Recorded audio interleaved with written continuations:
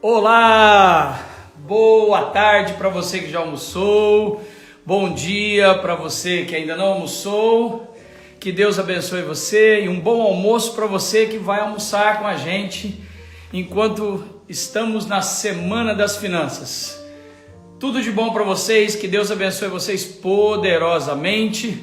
Estou feliz em mais um encontro dessa Semana das Finanças. É um prazer. Coloca a sua cidade aí para mim saber de onde você é, qual a sua cidade, ou qual o seu país, ou qual o seu estado. Coloque aí para que a gente possa saber. Olá, Danilo Pinheiro, seja bem-vindo.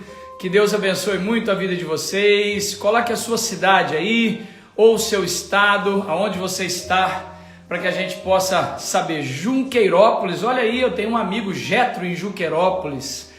Nova Canaã, leste do Mato Grosso, olha só. Curitiba, Piauí, que legal, vários lugares do Brasil. Santa Luzia, Minas Gerais, olha aí, Montes Claros, Apóstolo Simval, meu amigo, Deus abençoe vocês. Escócia, Ana Paula da Escócia, e aí é o lugar de celebridade, né? Salvador, Ribeirão Preto, olha aí, minha cidade, eu estou em Ribeirão Preto, moro em Ribeirão Preto, Jacinto, Minas Gerais. Eira Church, Viadutos, Rio Grande do Sul, da Eira Church, que bênção. Benevides, Pará, Araguari, Minas Gerais, lá de cima do Pará, descendo aqui para Araguari, Minas Gerais, Três Corações, Minas Gerais, Casa Nova, Bahia. Olha, eu já estive em Casa Nova, Bahia. A minha irmã e meu cunhado foram pastores aí em Casa Nova, na Bahia. Eu já ministrei aí há muitos anos atrás em Casa Nova, na Bahia. Que Deus abençoe vocês poderosamente, sejam bem-vindos a mais um dia da Semana Financeira. Estamos na primeira semana e a semana que vem nós já teremos a nossa segunda Semana Financeira. Meus convidados já estão aí preparados, ok? Arão vem em Cascavel, Paraná. Cascavel é uma cidade boa, hein? Olha o pastor Fabiano, meu discípulo amado aí também. Que Deus abençoe vocês. Bola de Neve, Ribeirão Preto. Olha aí, é muita gente, muitas cidades representadas, que Deus abençoe vocês poderosamente. Itajaí, Santa Catarina, meu amigo Luiz Hermínio. Queridos, muito bom estar com vocês em mais um dia da nossa Semana Financeira. Desde segunda-feira comecei com o pastor Marciano, que foi fora do normal. Depois nós tivemos com o pastor Eduardo Reis na terça-feira. Na quarta-feira, pastor Marcelo Bigardi. Ontem, com o pastor Flávio Valvassoura, de Campinas da Nazareno, foi tremendo. E hoje, com meu grande amigo Luciano Subirá. Eu queria pedir que o Luciano desse um oi para mim aqui, para que eu pudesse chamá-lo. Luciano é um amigo de muito tempo, nós somos irmãozãos há muito tempo. E esse cara é fora da casinha, todos vocês conhecem ele, e vai ser uma bênção ouvi-lo na Semana das Finanças. Luciano é alguém que tem muito a nos ensinar nessa área. Tá aí já Luciano chegando, ele para entrar. Bênção demais nessa Semana Financeira. Que Deus nos abençoe muito e que hoje seja tremendo e maravilhoso. Fala, meu lindo. Você tá parecendo um rabino, hein? Rapaz, você tá parecendo um rabino. A parte da barba tá comigo, mas o chapéu dele ficou com Rapaz você, do céu. Você tá em Jerusalém? Oi? Não. Mas não. Tô num pedacinho do céu em casa. Rapaz, como eu ainda não estou com o meu escritório montado aqui em casa, que eu tive que fazer umas mudanças, e aí vendo as suas lives com esse painel de livros atrás, né? Eu, como ainda não estou com o meu montado, eu tive que criar um cenário. Pus uma luz aqui para ver se compete. Tá cheio de... Pus uma luz aqui para ver se compete com os livros seus aí, né? Para ver se eu chego no seu nível de rabino, né? E aí, tudo Luciano, bem? Luciano, uma benção ter você aqui com a gente. Eu me sinto privilegiado, né? A gente tem uma caminhada já de pelo menos uns 15 anos aí, eu acho que de amizade, de estar juntos. Eu me lembro quando você entrou em contato comigo há muitos anos atrás, que você tinha lido meu livro Cadê a Vaca Gorda? E eu já te acompanhava, né? Aí você me ligou. Quando que você lançou a Vaca Gorda? 2004.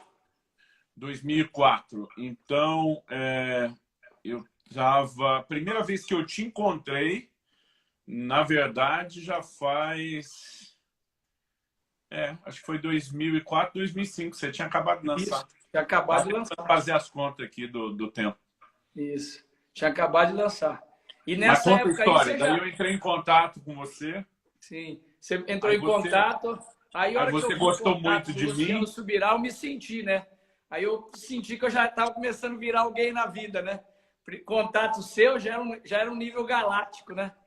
Nessa época, em 2004, você já tinha quantos anos de jornada?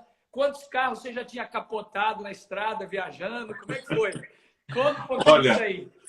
carro capotado foi um só, mas eu parei de contar as quilometragens desses carros quando chegou em 1 milhão do que eu fazia Meu na estrada, Deus. né? Porque assim, hoje a malha aérea é algo que tem uma cobertura maior e é mais acessível em termos de preço, né? Você lembra Sim, que 20, 30 anos atrás, aí, quando a gente começou, não era assim, não. Aliás, eu diria que há uns 20 anos atrás, eu acho que em 2004 eu fui para o Maranhão de carro, né? eu 3 dias lembro. para ir, 4 para voltar. Eu lembro que você passou aqui com uma. Não é um Jetta, é um Passat Era um Passat daquela Variant, né? Variant, aquela Passat Variant. Você, a Kelly, os meninos, tinha uma mala para os quatro e o resto era tudo livro. Tudo livre. Era tudo livro. Você parou aqui em casa, ficou um dia e depois seguiu o caminho. Cara, aquilo era doideira, né? Enchia os carros de livro, saía. E as pessoas às vezes olham a gente hoje e não tem noção, né? Olha aonde Deus te colocou e aonde você chegou. E O as pessoas não Marciano, têm noção da história, né? o Marciano esses dias estava falando com alguns líderes mais novos lá da igreja, né? Dizendo, ó, vocês e o Luciano hoje é uma coisa, eu estava lá no começo, quando Verdade. a gente saía de viagem, só tinha o pedágio da ida, não tinha o pedágio nem a gasolina da volta. É verdade. E ainda E chegava nos lugares ainda, o pastor ia dar oferta, ele calculava quantos quilômetros você rodou, tudo. Era quanto, tudo nas fases. quanto o carro fez por litro, É, se você comesse alguma coisa e não pegasse nota, já era. já Mas era, tinha que sempre pagar foi no uma bolso. alegria, sempre foi uma alegria, né? A Sim, gente fala disso porque eu acho que talvez os mais novos precisem entender que você constrói as coisas com o tempo, né? com E certeza. serem pacientes, mas era uma festa. Eu me divertia muito, principalmente quando eu estava com a família ou com alguns dos discípulos, a gente aproveitava muito esse tempo junto. Amém. Luciano, semana passada, acho que sábado passado, estava em casa e eu tô confesso que meio desconectado de fazer live. Fiquei no início da pandemia aí, eu estava fazendo live e tal, mas aí eu encaixei meus seminários e meus workshops de finança tudo no online, então graças a Deus estou com a agenda bem cheia e acabei focando nisso. Também estou terminando, vou fazer a última leitura esse fim de semana do novo Cadê a Vaca Gorda? Olha só. Que eu devo lançar daqui uns 2, 3 meses, esperar ainda essa fase passar, mas eu refiz ele, foi o primeiro livro que eu escrevi em 2004, né? E fiz uma repaginação nele, mas as bases, esse que eu tô vendo, que eu tenho até hoje, é as bases dele, tá? E aí eu fiquei desconectado. Aí a semana passada, e também com outras atividades e tal, e a semana passada eu falei, eu preciso fazer algumas lives aí, até para abençoar as pessoas e dar uma retomada nisso. Aí eu fiquei pensando, vou fazer a Semana das Finanças. Aí pensei nos amigos, né? E você já estava encabeçando a lista, eu mandei primeiro para você, você falou, ó, no sábado eu posso. Perdão, na sexta-feira eu posso. E aí fui encaixando todos, tal. Então eu me sinto muito honrado, primeiro pela sua amizade, né, pelo seu carinho. Nós, ao longo da vida, a gente vai viajando e conhecendo muita gente. Eu conheço muita gente, você conhece muito mais ainda. Mas nem todos se tornam amigos, né?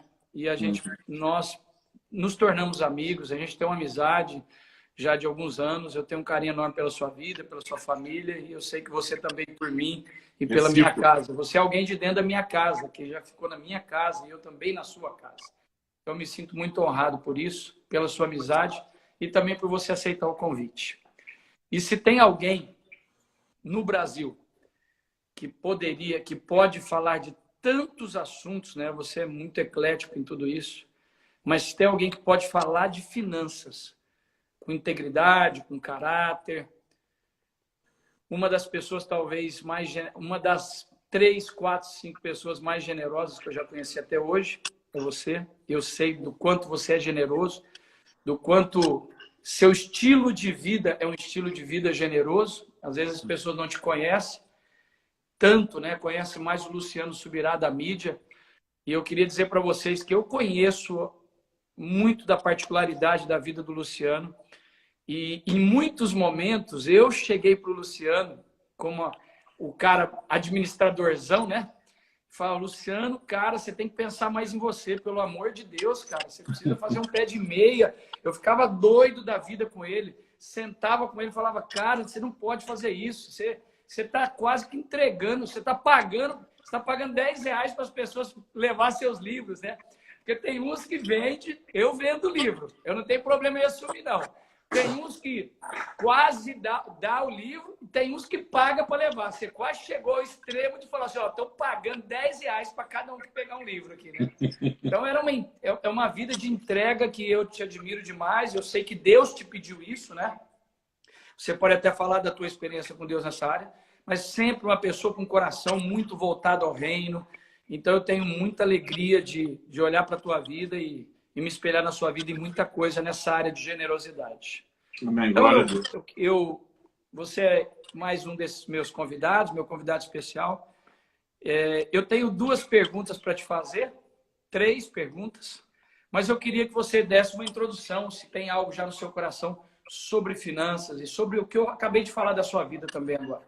Tá, eu queria falar 2 coisas. Uma, falar um pouquinho só de generosidade, você levantou essa bola. Mas também, por outro lado, eu acho que isso é uma marca que é uma revelação de Deus, né? A Bíblia diz, Deus amou o mundo de tal maneira que deu. A tentativa da Bíblia de comunicar a intensidade do amor de Deus é falar do quão doador ele é, né? Então, assim, a Bíblia diz, tem alguém falta de sabedoria, peça a Deus que a todos dá liberalmente. Então, Deus é liberal, é generoso e a Bíblia diz lá em Efésios 5 que a gente tem que ser imitador de Deus. Então, ponto final. Acho que o cristão que não é generosidade não é uma virtude opcional, né? É obrigatória. Agora a gente vai crescendo nela através do exercício. Mas a outra questão ligada aí aos livros, eu gosto sempre de esclarecer, né? Porque de vez em quando tem gente que não entende o comportamento. Aliás, eu tive fases distintas. Tá melhor agora para ver você com essa luz acesa.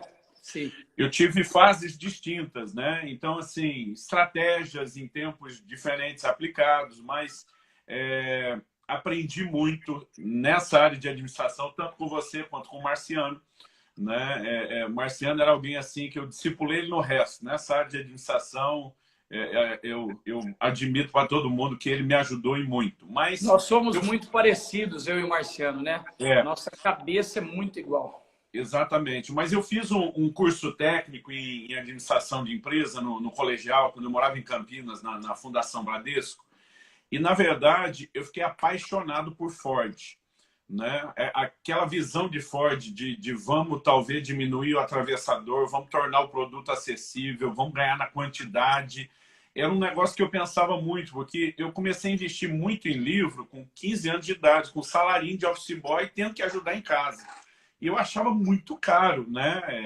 Principalmente, não só na posição financeira que eu estava, mas o tipo de material de estudo que eu queria comprar, que são os mais caros. Então, assim, eu ficava pensando, meu Deus, tem que ter um jeito desse negócio ser mais acessível às pessoas, né? De que o conhecimento não custe tão caro. Agora, eu trabalhava como comportor, que eles chamavam na época, os revendedores do livro, que era no CPF, não no CNPJ. Eu fui comportor. Eu fui comportor. Aliás, eu me lembro que um dia desse eu estava numa reunião da Editora Vida, que ia publicar um livro meu, e eu falei, eu fui comportor. Eu disse, não é possível, dá o CPF. Aí me puxaram o número lá das antigas e ainda estou no cadastro deles. Aí eu comprava livro com 40%. Eu pensava, cara, eu não sou a livraria, eu não sou o distribuidor, eu já tenho 40%. Falei, cara, a livraria numa compra maior deve chegar em 50%. Né? Esse distribuidor que vai alimentar a livraria deve morder uns 60%. Aí eu comecei a pensar, puxa, eu podia eliminar o atravessador. Eu não queria acabar com o mercado de livros, eu só pensava no que eu ia produzir um dia. Eu falei, eu podia eliminar o atravessador, chegar direto no consumidor final, por um preço bem mais acessível, porque eu também tinha isso na mente, eu não vou escrever um livro, eu vou escrever um monte. Para a pessoa comprar um só é um investimento. Quanto mais eu publico para eles adquirirem, é maior. Então, em primeiro lugar, tinha essa visão de querer espalhar. Eu lembro que também primeiro foi fita cassete, depois DVD CD de mensagem, depois DVD, né? Eu lembro que um dia um amigo chegou para mim e falou: cara, desculpa a honestidade, era uma conversa pessoal. Ele falou: não falaria isso de você para outro, era um amigo, mas ele falou assim: eu te acho muito idiota, né? Eu falei: por quê? Ele falou: não, cara, você não querer ganhar dinheiro com o material é uma coisa que eu admiro, né? Agora, você não ter ganho pessoal é uma coisa, mas você tem projetos que Deus deu que podem ser financiados pelos materiais. Por que é que você não quer ganhar? Aí eu falei para ele: mas quem disse que eu não quero ganhar? Né? Eu realmente, nessa questão dos livros, foi uma palavra que Deus me deu, que ele queria que eu tenho outras fontes de renda, mas isso foi uma coisa que ele me pediu que eu abrisse mão. Então eu falei para ele, eu gosto de explicar, primeiro, quem ganha com isso não está errado. Porque tem gente que chega para mim e diz: não, o senhor está certo, os outros estão errados. E por quê? Não, porque esse quer ganhar. Eu falei: mas o trabalhador é digno do seu salário, está lá na Bíblia. Né? A turma não tem ideia do tempo que a gente investe para escrever um livro, para preparar, para produzir. Né? Então, assim, eu de fato não tenho nada contra, mas Deus me deu uma direção de que eu não podia ter ganho pessoal. Agora, é lógico que o ministério podia, mas aí eu falei para aquele pastor o seguinte: falei, amigo, você tem um DVD de mensagem aí na bolsa? Porque ele tinha vindo pregar no evento nosso, eu sabia que ele tinha material, ele falou: tem. Eu falei: me mostra um. Aí ele me mostrou. Eu falei: você vende isso aqui por R$10, não é? Ele falou: é. Eu falei: mas esse DVD está muito bem produzido, está muito profissional, então eu tenho certeza que não é o seu escritório que faz, isso aí você terceirizou. Eu arriscaria dizer, na época ele vendia por R$10, e eu vendia 3 por 10. Aí eu falei para ele assim: eu arriscaria dizer que você comprou esse DVD, já que foi em quantidade, a R$3,50. Ele olhou para mim e falou: como é que você sabe? Eu falei: não, eu estou por dentro dos preços no mercado. Eu falei: significa que vendendo a 10, pagando R$3,50, você está com R$6,50 limpo. Falei: não estou nem colocando seu custo operacional, nota, tá, ok? Aí ele falou: R$6,50. Falei: quantos DVD de mensagem você vendeu essa semana? Essa semana eu já vendi 100. Né? Você lembra que lá no começo, meu amigo, o cara vender 100 não era qualquer um, não. Aí ele com um sorrisão aberto: já vendi 100. Eu falei: então, agora deixa eu fazer minha conta com você. Aí eu peguei, né? O meu era um negócio simplesinho, como que me mandaram aqui. A diferença é que eu fazia um silk e eu tinha um negócio que não era nem de papel, assim, era de plástico, né? E colocava dentro. Então, mas eu produzia isso. Então eu falei: ó, o meu eu vendo 3 por 10 é R$3,33. Mas eu falei: já tirado custo de produção, operacional, tudo que você puder imaginar, planilhado, eu ganho R$1,67 por DVD. Então, deixa eu te dizer o seguinte: falei, essa semana eu já vendi 1.000. Aí ele arregalou o olho e falou: 1.000? Eu falei: 1.000, porque cada um que compra um seu está comprando 3.000. Então, é como se eu tivesse vendido 333 vezes do seu 100. Por quê? Porque eles se empolgam com o preço, eles querem dar de presente. E eu ainda deixava o povo copiar, né? Porque o que eu queria espalhar a mensagem. Aí eu falei: ó, nesses 1.000 que eu vendi a R$1,67, eu tive um retorno limpo. O seu 650 não é limpo. O meu limpo foi 1.670. O cara ainda estava sonegando os impostos. Não sei se estava, mas eu não pus na conta, porque na hora eu não sabia calcular aquilo. Aí eu falei para ele: eu ganhei R$1.000 a mais que você, e se você pensar em termos de produto e mercado, eu firmar meu nome que o seu, porque eu distribuí 10 vezes mais mensagem. E quando eu deixo a turma copiar, eu estou divulgando, eu estou ganhando a divulgação deles de graça, sem pagar anúncio. Então eu falei para ele: cara, o Bill Gates fez vista grossa para a pirataria da Microsoft muito tempo, que depois que o mundo conheceu e precisava, aí ele fechou e jogou duro. Eu falei: cara, esse povo não conhece o que eu tenho para oferecer e não vão conhecer se a gente não facilitar. Então tinha também essa questão de um planejamento estratégico. Tem o lado de que a gente queria tornar acessível, abençoar as pessoas no pacote, mas tinha isso tudo. Então, às vezes eu me sinto mais honesto quando eu rasgo o jogo todo. Né? Depois, com o tempo, um dia uma pessoa falou para mim: pastor, por que o senhor vende livro a R$5? Chegava a vender livro grande, assim, de 300 páginas, por R$5. Né? Eu falei: bom, tem 2 motivos. Um, eu fico com dó de quem não pode comprar. Né? Segundo, eu quero que a turma pegue quantidade para dar de presente. Né? Falei, terceiro, eu produzo em quantidade, então meu custo unitário não é igual ao custo dos outros. Mas ele olhou para mim e falou, pastor, se o senhor quer ajudar os outros, o senhor não poderia simplesmente só chegar lá e dizer, em vez do livro estar 20, 30, o senhor botar ele a 10, 15, está mais barato, e falar que quem não pode pagar, o senhor ajudar aquelas pessoas. E, de repente, eu vi tanto bom senso, porque em alguns lugares, quando você bota o livro assim, você deprecia. Parece que assim está encalhado, que você quer desovar. Então, tem sempre os dois lados. Eu achei tão sensato aquele conselho que eu comecei a fazer isso. Eu fui subindo aos poucos o valor do livro, até porque os nossos projetos para ensinar a palavra de graça eram cada vez maiores e demandavam recursos. Eu dizia, ó, se você não pode, dá 10, dá 5, dá 2, dá R$1, dá 25 centavos, né? E leva. Aí eu comecei a descobrir que bem menos gente pedia para pagar menos. E eu sempre dizia, só chegar lá e dizer, diante de Deus eu não posso, está tudo certo. E tinha gente que deixava recurso a mais para a gente abençoar essas pessoas. Então, assim, com o tempo também, né, quando começou 2019, eu já tinha passado 1 milhão de livros distribuídos. A mídia nos ajudou muito a tornar conhecido o ministério. Então, eu já não estava essa coisa mais do livro a R$5, já faz alguns anos que isso passou. Mas eu acho que foi uma combinação de entender a generosidade, querer entregar algo na mão do povo, mas também um planejamento administrativo pensando no volume, na quantidade. Sim.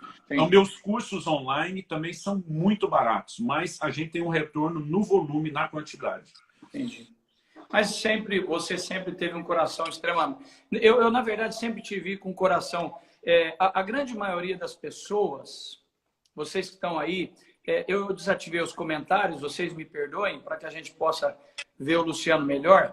Antes de eu desativar o comentário, alguém colocou aí, só está falando de dinheiro. Eu acho que a pessoa que entrou não sabe que a live é sobre finanças. Então, nós não temos outro assunto hoje. Eu estou numa semana de finanças, semana financeira. Eu acho que a pessoa entrou aí, caiu de gaiato na live aí e não entendeu ainda, né? Mas vamos lembrar que a Bíblia na live, fala... está chegando agora, é a semana financeira, tá? E a Bíblia fala muito sobre esse assunto, né? Porque se a gente também ignorar isso, o Howard Dayton, no livro O Seu Dinheiro, lá publicado pelo Ministério Crown, ele fala que se você juntar os versículos da Bíblia sobre oração e fé, juntos os dois assuntos, dá uns 500 versículos. Agora, sobre dinheiro, bens, finança, recursos materiais, a Bíblia tem mais de 2.350 versículos. Então, você vê a proporção. Né? Em quase metade das parábolas de Jesus, ele tocou no assunto. Então, a educação financeira é algo importante.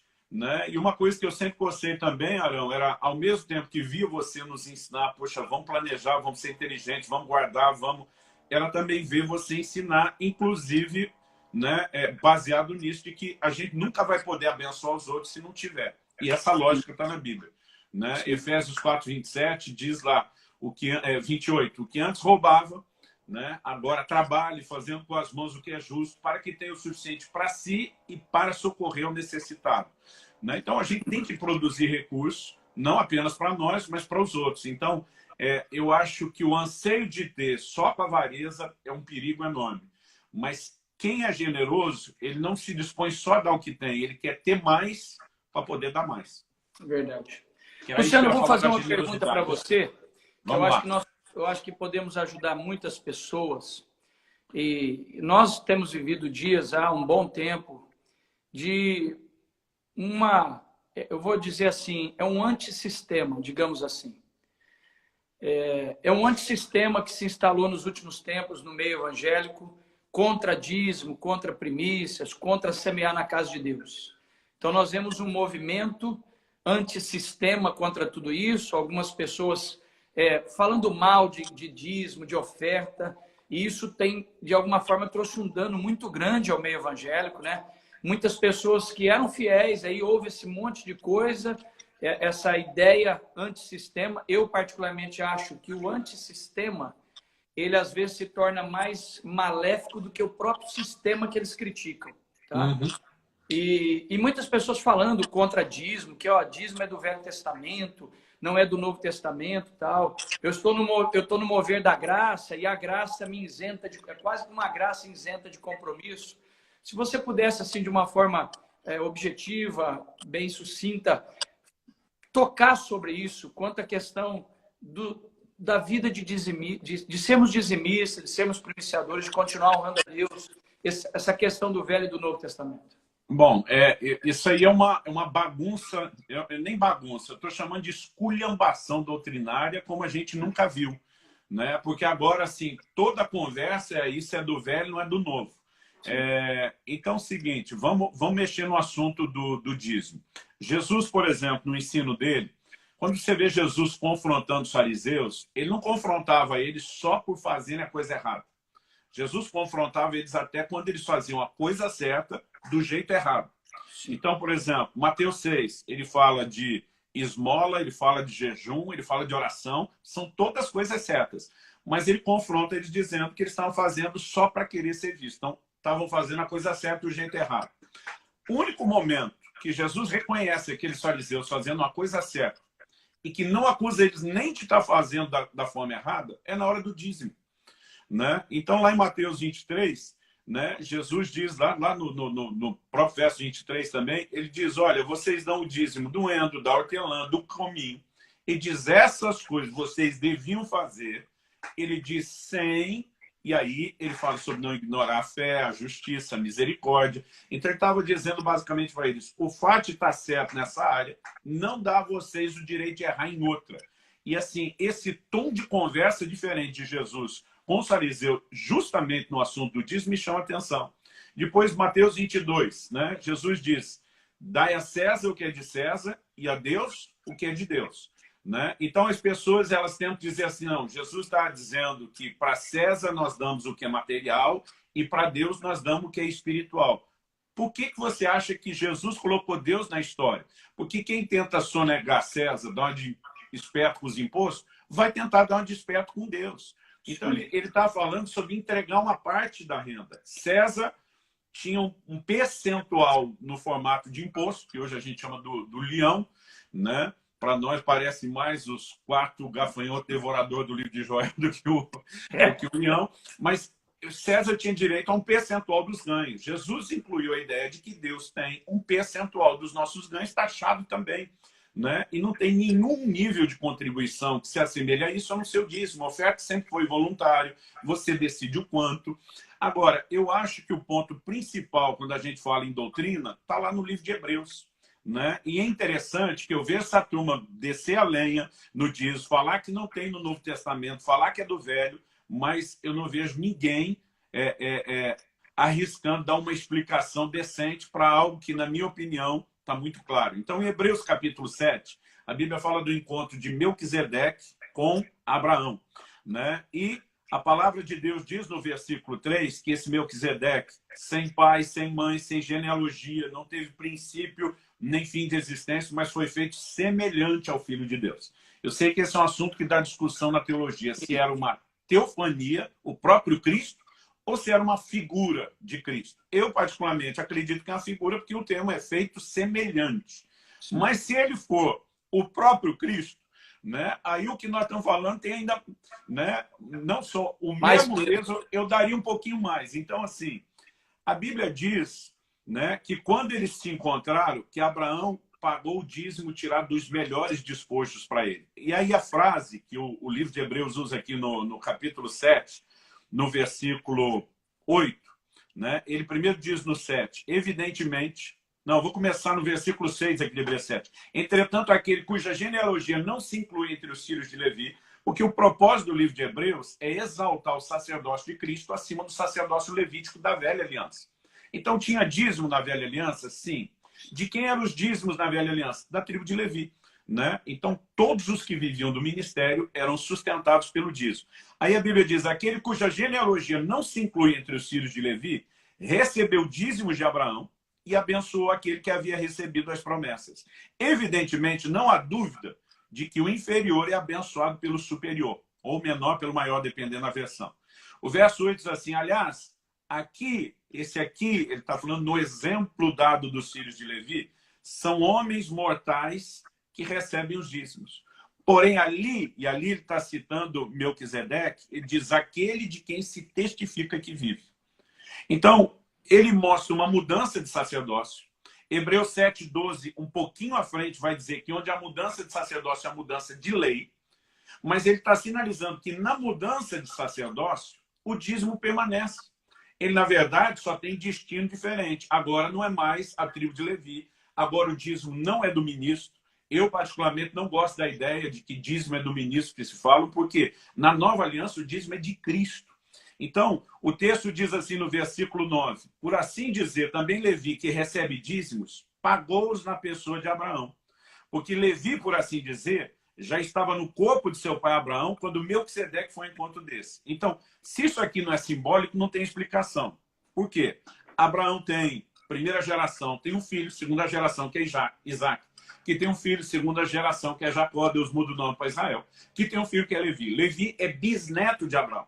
E a Bíblia diz que Levi ainda estava nos lombos, na carne de Abraão, que foi Levi que se curvou diante de Melquisedeque para dar o dízimo. Isso é tipologia, né? Então, não é o que aconteceu literal. Levi não estava lá, Levi não existia. Nós estamos falando de 3 gerações depois. Mas a Bíblia diz que quando Abraão se curva diante de Melquisedeque, na tipologia bíblica, significava que um dia o sacerdócio levítico do Velho Testamento, para quem o dízimo tinha sido dado, se curvaria diante de Cristo, que traria uma nova e superior aliança, e entregaria os dízimos para ele, dizendo, agora são teus. Então, se isso não é a passagem do dízimo do Velho para o Novo Testamento, eu quero que esse infeliz que tenta distorcer o que a Bíblia diz, explique. Né? Porque, assim, é a revolta com o sistema. Então, tem gente, por exemplo, que tem uma frustração no casamento e está tentando impedir os outros de casar por causa da frustração dele. Tem gente que teve um problema com a igreja e quer criar problema para todo mundo. Né? O sistema é perfeito? Não é. Em nenhum lugar Deus disse que seria. Paulo escreve para os Coríntios e diz, importa que entre vocês haja facções para que os aprovados se manifestem. Até no céu teve problema. Vamos lembrar dessa. Né? Então, o que eu percebo? Que muitas vezes é a teologia da experiência, é a teologia da amargura, é a teologia da falta de teologia, porque assim, você tem aí uma garotada que ouviu 1, 2 horas alguém comentando um assunto da internet, eles acham que são doutor, né? Esses dias eu ouvi uma de que alguém dizendo que Abraão deu o dízimo do fruto de um roubo. O fruto de um roubo. A pessoa não consegue nem discernir o que é despojos com roubo. Né? Aliás, vamos vamos lembrar que era o despojo de uma restituição, porque ele foi buscar o que tinham roubado de Ló. Né? Mas na lei da guerra, despojo pertencia a quem venceu. Mas é muita falta de conhecimento. Né? E essas pessoas ignoram algo. Minha maior preocupação, Arão, não é com quem, ouvindo eles, está deixando de contribuir. Essa pessoa perde. Mas minha maior preocupação é com essa turma que está falando bobagem. Porque Tiago, capítulo 3, diz, nós, mestres, vamos receber mais duro juízo. Né? Então, assim, Paulo fala de gente que nem entendeu aquilo que diz e está falando, mas quer falar. Então, essas pessoas, elas vão dar conta diante de Deus. Então, é a minha maior preocupação.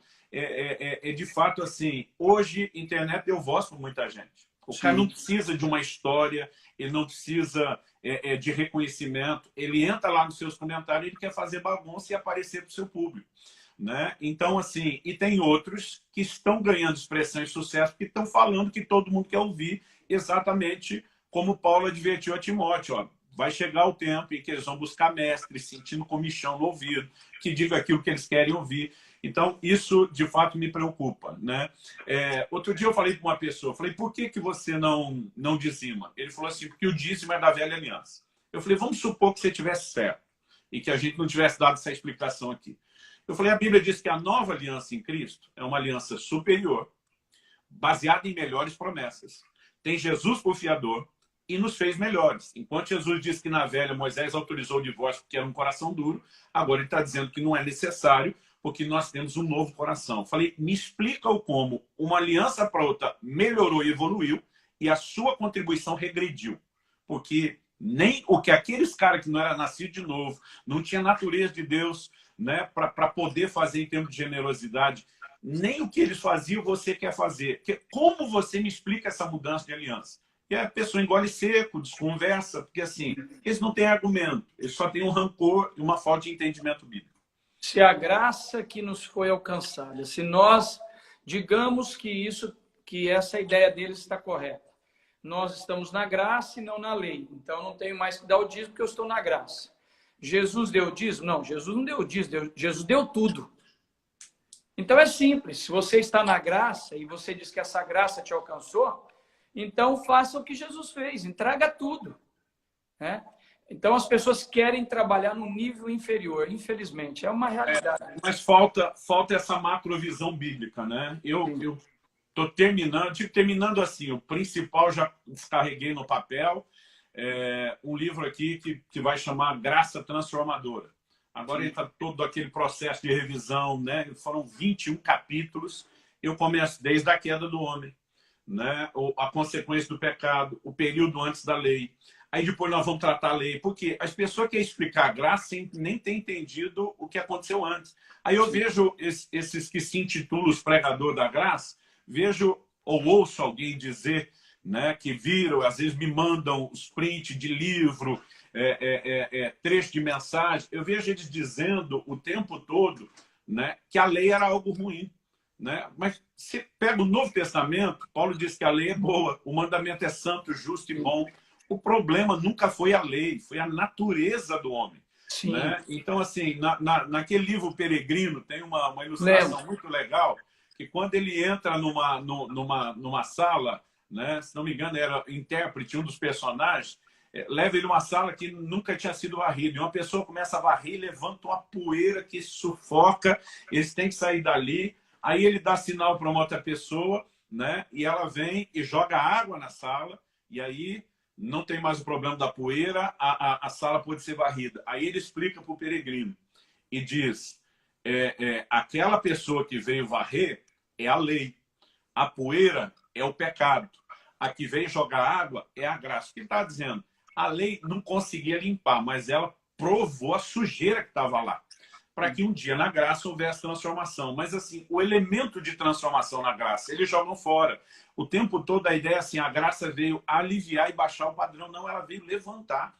Né? Jesus o tempo todo dizia, olha, eu visto que foi dito aos antigos. Você vai amar o próximo e odiar o inimigo. Eu, porém, vos digo que você vai amar o inimigo e orar por quem persegue. O tempo todo ele subiu, ele nunca baixou o padrão.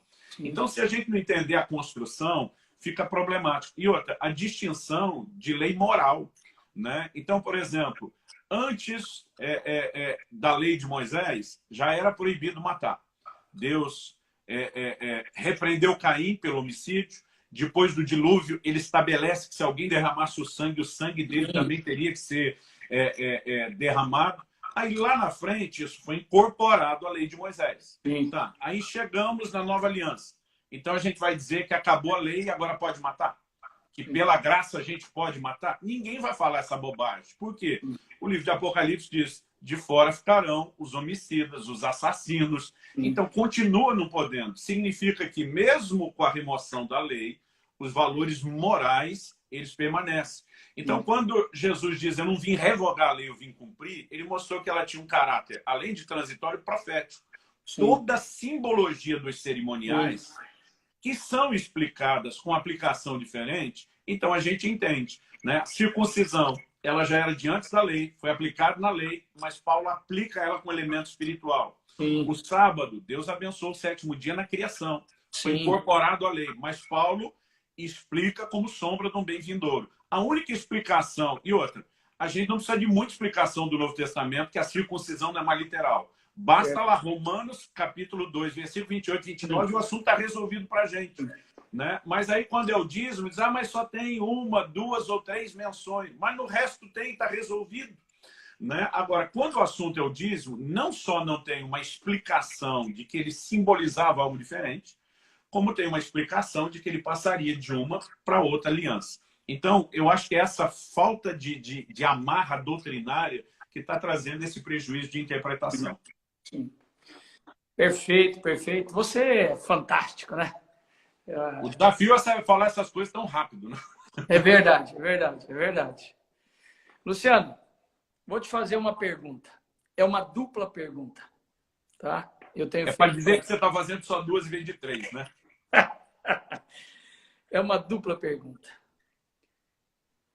Nesse momento da sua vida, com todas as experiências que você já teve, alguém que chegou a uma maturidade na vida espiritual, um homem que já tem uma experiência de vida, de casamento, de filho casado. Eu pergunto a você duas perguntas, você vai me dar duas respostas. Primeiro, com a cabeça que você tem hoje, que conselho você deixaria? A sua resposta é um conselho para quem está com a gente. O que você não faria a nível de comportamento financeiro que você teve na sua vida, que hoje, com a revelação, a maturidade que você tem, você fala, poxa, eu não cometeria esse erro, para que seja uma lição para quem está começando a vida. Eu não cometeria esse tipo de erro financeiro, seja na administração, espiritual, alguma coisa. Então, o que eu não faria, e a segunda que vem junto, que você pode responder, é o que eu faria que eu deixei de fazer? Então, vamos lá. Eu acredito que, assim, em termos financeiros, por exemplo, não me arrependo de nada que eu ofertei, que eu doei, que abençoei, mas em termos financeiros, uma coisa que eu queria ter entendido antes é a visão de poupar, né? Então, assim, você foi uma das pessoas chaves na minha vida nesse sentido. Porque quando eu li sobre, lá no seu livro A Vaca Gorda, sobre a quinta parte, né? Depois também te ouvi falando a respeito disso, parecia uma coisa impossível, né? Por quê? Cara, eu fui viver do ministério, não tinha rendas alternativas, eu tinha desistido de todos os sonhos, e a gente tinha uma mentalidade, né, de que qualquer outra coisa que você fizesse para pensar nisso era pecado, né? Então, assim, a gente não enxergava um Paulo que está fazendo tenda, para depois poder dizer para as pessoas, ó, foi minhas mãos que proveram o recurso, eu não precisei nem usar o direito que eu tinha de receber algo de vocês. A gente pensava assim, a falta de fé, né? Então, assim, cara, durante muito tempo, caixa zero nas igrejas, no ministério, na vida pessoal, era a maior prova de que você tinha fé, né? Então, assim, eu acho que tem momentos de fé. Quando eu saí de Guarapuava, depois de 9 anos pastoreando lá, e fui plantar a igreja em Irati, antes de vir para Curitiba, Deus falou comigo, eu quero que você vá sem salário, né? Ele falou assim, você passou a ter um nível de dependência dessa sua entrada fixa e eu quero te ensinar um nível de dependência e fé, né, que maior do que aquele que você tinha quando você não tinha salário lá atrás no início. Mas foi uma experiência. Isso não significa que tem que ser estilo de vida, né? Porque você ouve, às vezes, só esse testemunho e, cara, foi ali que eu comecei a viver o sobrenatural, forçar a fé a acontecer. Mas quando eu cheguei em Curitiba, o comando de Deus foi outro, né? Ele começou a me ensinar, agora que eu tinha essa fé, a combinação de administração. Então, o conselho de Deus para José é claro, gente. Durante o tempo das vacas gordas, você não torra tudo, você gasta. Porque quando chega a vaca magra, você tem, né? Esse é um princípio no próprio corpo. Você comeu mais do que precisa, gordura, reserva. Vai ser buscado quando? Quando está faltando alimento, né? Então, assim, isso é a economia de Deus, é a mentalidade de Deus. Então, é lógico, eu acho que as pessoas não podem confiar naquilo que têm. Paulo Sim. diz para que Não vira mamão. os ricos Não confiem nas riquezas, mas em Deus. Então, assim, confiança a gente põe em Deus. Recurso a gente guarda, né? Então, assim, Wesley dizia isso, né? Ganhe o máximo que puder, economize o máximo que puder e dê o máximo que puder. Então, assim, hoje eu teria gerenciado melhor algumas oportunidades de fazer recurso, até para eu dar mais, né? Então, assim, Deus me deu uma estratégia aqui uns anos atrás, quando nós fomos entrar num prédio novo, eu comecei a orar e falar, Deus, eu amo investir no reino, mas minha vida é limitada financeira. O Senhor pode me dar ideias, o Senhor pode me dar projetos, o Senhor pode me dar recursos, né? E Deus me deu uma estratégia que me permitiu, assim, levantar recursos e realmente investir na nossa igreja como pouca gente fez, né? Então, assim, mas eu não poderia também fazer isso sem as entradas. E, ao longo do tempo, se a gente também desperdiça e não economiza, né, nós vamos ter dificuldade, às vezes, de abençoar a próxima geração, de construir. A Bíblia diz que o homem de bem deixa uma herança para os filhos e os filhos dos filhos. E a gente não constrói para a próxima geração. Então, eu acho que o ponto principal que eu voltaria atrás e faria era ter economizado mais. né? Porque durante muito tempo, aí a mentalidade mudou. Realmente a gente precisa guardar. Mas o tempo todo eu dizia, mas eu ganho muito pouco, eu não consigo. E alguém disse, só tem jeito de você, só tem duas formas de você juntar dinheiro. Ou você ganha mais do que está ganhando, ou você gasta menos do que está ganhando. E as pessoas acham que só tem uma, o dia que eu ganhar mais eu guardo. Né? Jesus disse, se não é fiel no pouco, não vai ser no muito. Então, se a gente não aprender a economizar enquanto ganha pouco, não vai economizar quando ganha depois. E teve uma frase sua também que mudou minha vida há 15 anos atrás. Quando você disse assim, galinha que anda com pato morre afogado. Né? Por quê? Cara, você começa a relacionar com pessoas que têm um outro padrão. E para eles é normal, o lugar onde vai comer, né? o que vão fazer. E às vezes você começa a pegar carona num padrão de vida que você não tem. Né? E isso bagunça. Então, assim, tem hora que você tem que dizer, galera, não vou hoje. Né? E eu tive que ensinar isso, por exemplo, para os meus filhos. Né? O Israel foi estudar fora, eu falei, você vai ter um orçamento de sobrevivência para te ensinar a ser homem. Eu lembro que um dia eu liguei para ele, onde você está, filho? No Five Guys, que é uma hamburgueria que a gente gosta lá nos Estados Unidos. Falei, que hambúrguer você vai comer hoje aí? Eu falei, pai, hoje é só amendoim e água que é de graça. Eu estou acompanhando aqui os amigos e só vou comer o amendoim, porque era vontade, e água que serviam de graça. Ao mesmo tempo que me deu aquela dor, depois eu lembrei. Falei, não, o menino está aprendendo, a gente tem que saber. Então, naquele dia, ele queria estar com os amigos, ele não podia gastar. Só tinha um jeito. Ou ele ia para comer amendoim e água, ou ele não ia. Então, quando você vai aprendendo essas coisas, fica muito mais fácil tomar as decisões depois. Sim, tremendo. Bom, tremendo. Isso era o que não faria, né? O que você... pode... Eu misturei. Quer completar? Eu não viveria gastando todo o orçamento. Tirando a parte de Deus, eu investiria e com o tempo me esforçaria, né, para que a quinta parte fosse só o mínimo daquilo que a gente pode fazer. E o propósito da quinta parte também não ser mero fundo de reserva, mas uma forma de você fazer o dinheiro trabalhar para você em vez de você trabalhar para ele. Legal, muito legal. A cereja do bolo, a cereja da cereja da cereja do bolo do seu segredo financeiro. Além de tudo que você já disse. Bom, então, além do que eu disse, fidelidade a Deus e a boa administração, eu acho que tem um ponto que nos ajuda a unir essas duas coisas, que se chama contentamento. Né? Eu acho que você ensina isso muito bem, falando da medida de contentamento. Nem todos nós precisamos ter a mesma medida, mas todos precisamos de contentamento. Então, quando Deus falou que ele não queria que eu ganhasse com os livros, ele definiu uma expectativa numa área dizendo isso não é uma fonte alternativa. Mas teve outras coisas que Deus disse, isso eu estou dando para você, você fala o que quiser com isso. Né? Então, posso usar para investir cada vez mais no reino? Posso. Mas se quiser também abençoar minha casa, não só os outros, eu também posso. Então, eu acho que o contentamento é uma coisa assim, é uma chave. Porque hoje em dia, essa mensagem de vamos prosperar, ela está ganhando contornos de muita avareza. Né? As pessoas só estão pensando nela, tentando pegar uma promessa bíblica, uma possibilidade que a gente cresça numa área e a gente usa isso de forma errada. Então, acredito que o contentamento é um ponto, mas assim, um ponto de equilíbrio. Né? A gente pode viver uma vida simples, mesmo prosperando financeiramente. Né? É lógico, o meu padrão de vida hoje é bem melhor do que no começo. Mas se tem uma característica que eu decidi não abrir mão, é a simplicidade e o contentamento. Essas coisas assim, elas precisam ser o ponto de equilíbrio. Elas vão amarrar, né?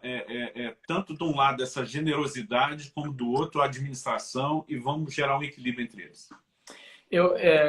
Eu entendo que a gente tem que ser simples. Anotem isso aí, pessoal. Seja simples sem ser simplista. Uhum. Eu acho que esse é o segredo da vida. Chega um momento na vida de um homem, de uma mulher de Deus, que ele precisa discernir o seu nível de contentamento. E Deus, não existe limite para aquilo que Deus quer dar a você. Não existe limite para o tamanho da prosperidade que Deus quer te dar. Mas quando você tem consciência de um nível de contentamento, chega um momento que você diz, olha, já deu o limite. Esse nível que eu cheguei já é o suficiente. Eu sei que Deus sempre nos surpreende. Eu e a minha esposa, nós estabelecemos um nível de contentamento para nós, de moradia, de carro, de renda fixa por mês, né? Eu nunca acreditei em aposentadoria, Luciano. Eu não tenho nada contra quem está construindo isso.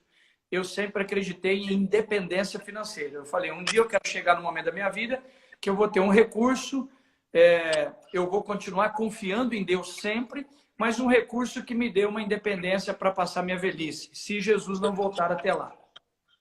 Então eu sempre acreditei nisso, mas eu estabeleci um nível de contentamento para mim, né? Eu hoje poderia ter um carro muito melhor do que o carro que eu tenho, mas eu entendi que já deu nível. Nada contra quem tem. Esse foi o nível que eu estabeleci para mim. Eu moro numa casa hoje excelente, maravilhosa, né? Eu morava numa outra casa que já era maravilhosa.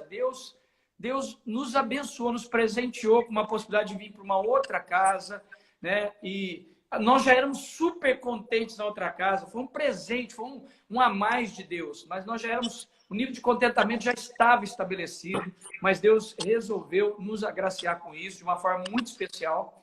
Mas chega um momento na sua vida, olha, escutem o que eu estou dizendo para vocês, né? Eu estou com 56 anos, é uma caminhada de vida já, né? Deus me levantou como um libertador financeiro, como um educador financeiro para a igreja brasileira, para o Brasil. Tenho ajudado tantas pessoas.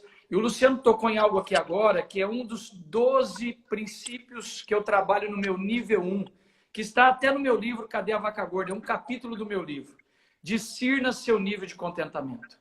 Chega um momento, Luciano, que deu. Porque a pessoa que não tem nível de contentamento, daqui a pouco ela quer comprar terreno em Marte, em Plutão, em Saturno. Daqui a pouco ela já comprou um helicóptero, ela quer 2 helicópteros, quer um jato, um Boeing. E aí não existe limite, né? Daqui a pouco a pessoa... Eu lembro de um amigo meu lá de Brasília, de alto escalão no Banco do Brasil, e ele fez uma viagem com a comitiva do Brasil, alguns anos atrás, ao Japão. E aí ele disse que entrou num restaurante no Japão, não sei se você já foi no Japão algumas vezes, você já ouviu desse restaurante. E é um restaurante lá num prédio bem alto, e ele serve uma cumbuca, é um caldo, que os caras derramam ouro dentro. E as pessoas vão tomar aquele caldo junto com ouro. E ele falou que naquele momento veio uma angústia tão grande. Ele falou, cara, tem gente morrendo de fome e as pessoas tomando ouro como se fosse um caldo. E naquele momento ele estava lá no Japão, ele já tinha participado dos meus workshops. Ele diz, naquele momento eu lembrei do seu princípio, Arão, nível de contentamento. Todo mundo pediu aquele prato, mas eu não pedi aquele prato, porque aquilo não me fez bem. Então chega um momento na nossa vida que deu. Sabe, eu acredito que Deus não é Deus de escassez, Deus é Deus de prosperidade, mas existe um limite, né? Eu sei que cada um de nós temos uma prosperidade personalizada, cada um tem uma medida, né? Deus não trabalha igual para todos. Ela não pode virar uma justificativa nem para avareza, nem para ostentação, né? Exatamente. Fantástica essa definição. Muito forte isso. Muito então, forte.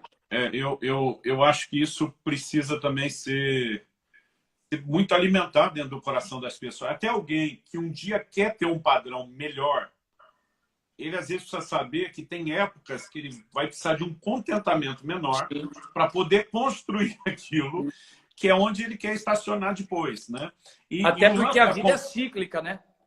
Por exemplo, vida... eu estou com 56 anos, eu não posso ter a falsa ideia, me escutem, por favor. Eu, aos meus 30, 40, 45 anos, cara, até hoje, eu tenho uma saúde de 10 anos, de quem tem menos de 10 anos. Mas até uns 10 anos atrás, eu levava tudo no peito, assim. Hoje eu estou com 56.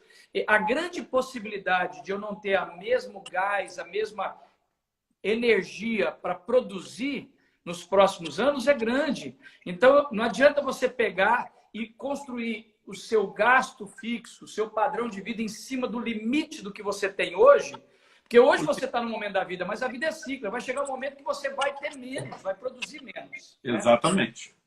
Então isso é muito E forte. A gente não sabe, a gente também não sabe o que pode acontecer. Sim, né? Então, os assim, imprevistos.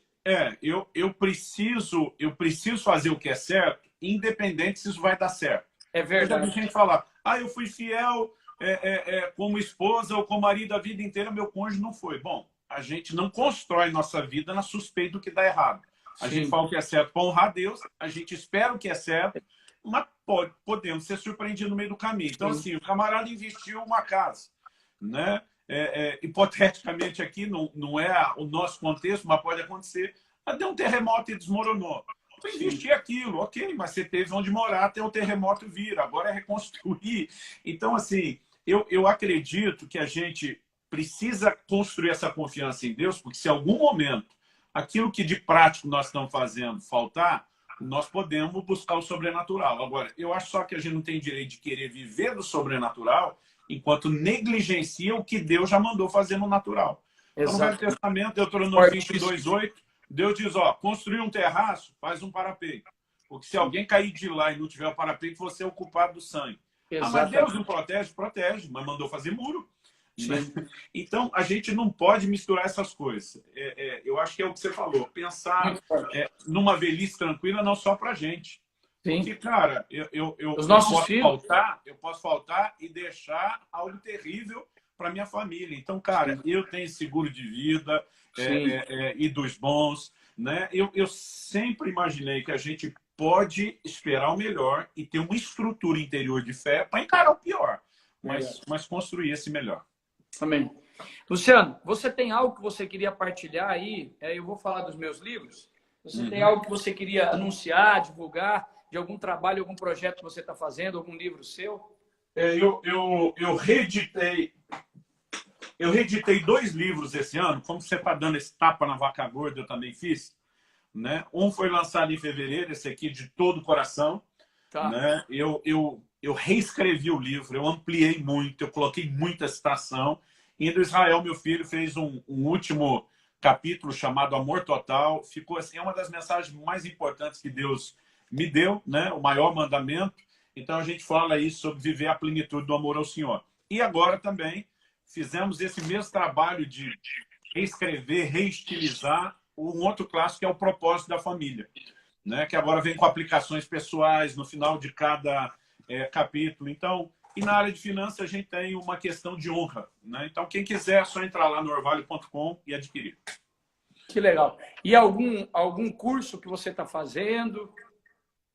Bom, curso também tem lá no escola.orvalho.com, tem acho que pelo menos uns 30 cursos diferentes. Nessa área que posso ajudar o pessoal na área de finanças, eu fiz um curso de 17 lições condensadas, são 20 minutos cada um dos vídeos.